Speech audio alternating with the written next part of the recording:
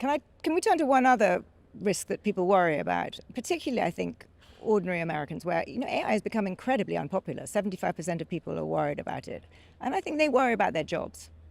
And if you look at, Yes. Dario has said famously, Yeah. what 50% of entry-level white-collar jobs will be gone within a few years. You're Yes. building Well, humanoid robots. Yes. He also said, like, I mean, Dario did dig his own grave here regarding Mythos, because he said, Mythos is like super scary, terrifying, and also, by the way, we're going to release it. And then he's like, what do you mean? So I think I think probably in the future we'll choose his words differently. But what's your Because sense obviously, of, if you terrify everyone and then say, "Oh, we're releasing this terrifying thing," people will obviously be alarmed about that. You've literally told them to be scared, and then you release the scary thing, and so they will be scared. That is natural. So I certainly don't want you to alarm people, but I do think there is a really important debate about how quickly and to what degree AIs displace people from jobs, because it is, as you say, if in 10 years there's more intelligence, artificial Yeah. intelligence, than any human intelligence.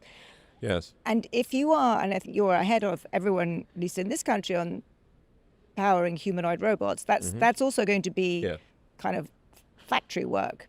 So are you closer to Dario, let's say, in your sense of the pace at which jobs are going to be displaced? I do think it's going to be a bumpy road, because AI will be able to do any job better than any person can do that job. And that will be true very quickly of jobs that are digital, or really anything that involves a person at a computer or on a phone. AI could do all of that. We'll be able to do all of that very soon.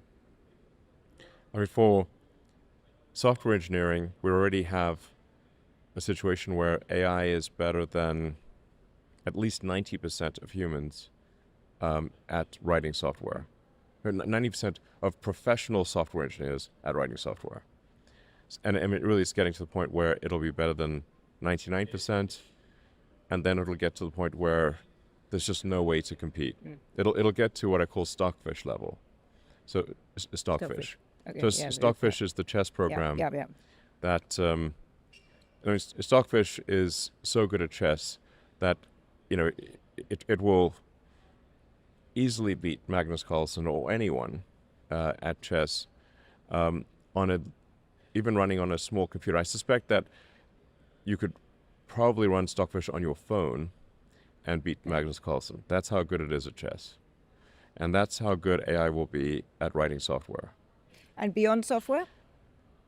And that applies to everything. Everything. Everything. But what about you for physical jobs, for assembly jobs? You will also need the capability in humanoid robots, which so far isn't there yet, is it? Right. So that's why I said digital AI and then physically manifested AI in the form of robots, where the robot is more or less an end effector. It would have some amount of local intelligence, but be managed by a large AI model. I've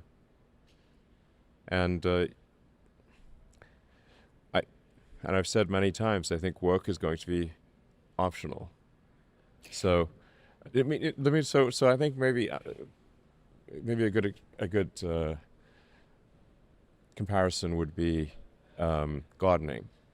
Like, you don't have to garden. You don't like.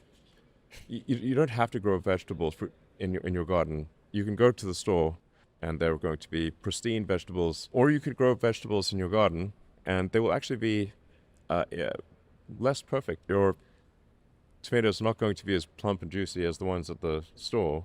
They'll look a little artisanal. But if you go to a friend's house and they make dinner and it's with vegetables from their garden, it's a nice touch.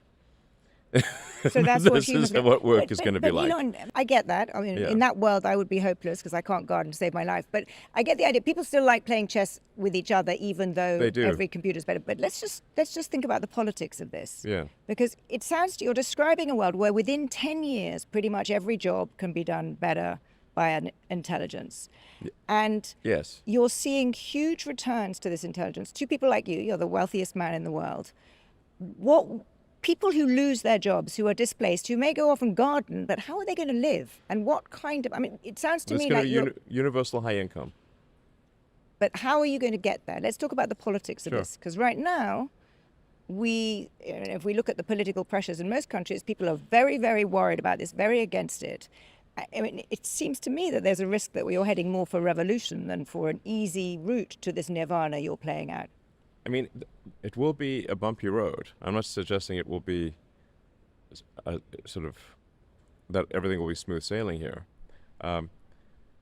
So, I mean, there are many jobs that used to exist that don't exist because of computers.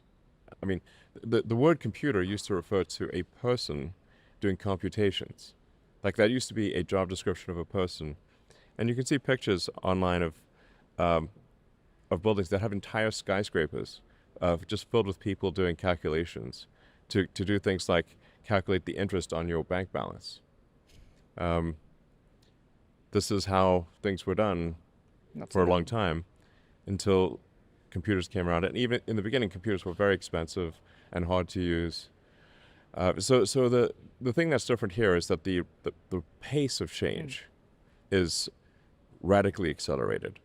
So, but still people, some people were upset that their job of calculating bank interest would no longer be available. But now I think you'd be hard pressed to find people who want to do that job. So I think I have a suggestion for, say science fiction books people might want to read to get a sense of what the future will be like.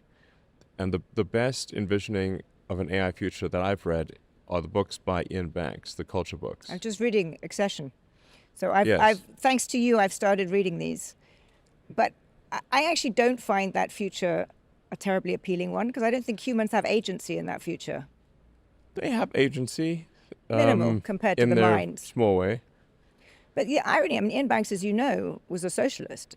Ian Banks had a very different political philosophy. I'm not sure I would entirely agree with that. Let's agree that that could be where we end up. I'm concerned Yeah. about the road, and we live in democracies, and people are very worried about this. So I guess two questions. Firstly, do you have to have massive redistribution from people like you to the people who are losing their jobs? Do you need to pay more tax?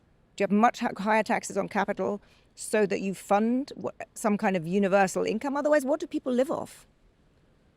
I think that the Treasury should just simply issue people checks.